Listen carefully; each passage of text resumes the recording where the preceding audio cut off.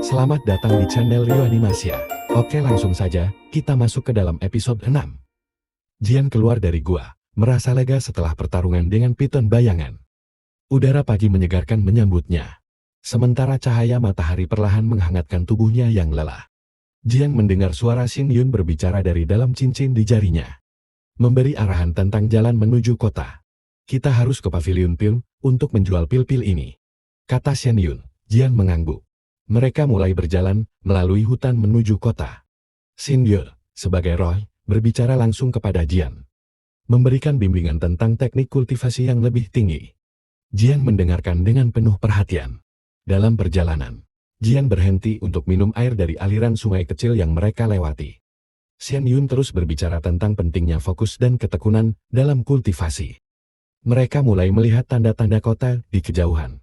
Jian merasakan campuran antara kegembiraan dan kecemasan. Karena ini, pertama kalinya dia mengunjungi kota besar sejak lama. Saat mereka tiba di gerbang kota, Jian terkejut melihat betapa ramainya kota itu. Xin Yun berpesan untuk tetap waspada dan tidak menunjukkan identitasnya sebagai murid dari kultivator legendaris. Jian berjalan menyusuri pasar yang sibuk. Para pedagang menawarkan barang-barang dari seluruh penjuru dunia. Mulai dari ramuan obat hingga senjata. Xin Yun memperingatkan Jian untuk tetap fokus pada tujuan mereka. Di depan pavilion pil, Jian berhenti sejenak untuk mengagumi kemegahan bangunan tersebut. Masuklah dan tawarkan pil itu, kata Xin Yun. Suaranya terdengar tegas namun tenang. Jian memasuki pavilion pil, di mana suasana penuh dengan aroma ramuan herbal dan aktivitas para apoteker. Dia mendekati seorang pelayan untuk menawarkan pil yang dia buat. Pelayan memeriksa pil itu dengan teliti. Kemudian membawa pil tersebut ke apoteker senior. Jian merasa cemas, tapi suara Xin Yun di dalam cincin menenangkannya. Setelah beberapa saat, apoteker senior kembali dengan hasil pemeriksaan. Ini pil berkualitas tinggi, katanya. Jian merasa lega mendengar pujian tersebut. Mereka menyelesaikan transaksi, dan Jian menerima pembayaran berupa koin emas.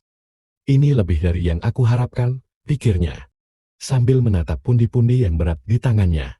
Setelah keluar dari pavilion pil, Jian bertanya kepada Xin Yun, apa yang sebaiknya mereka lakukan dengan uang ini. Beli senjata yang layak.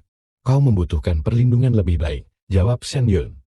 Mereka berjalan melalui pasar senjata, di mana berbagai senjata dijual. Jian melihat pedang, tombak, dan belati. Tetapi Xin Yun menyarankan agar dia mencari senjata yang sesuai dengan gaya bertarungnya. Xin Yun memperingatkan Jian bahwa ada bahaya mengintai di balik keindahan kota. Jian memperhatikan beberapa kultivator yang tampak mencurigakan mengikutinya dari jauh.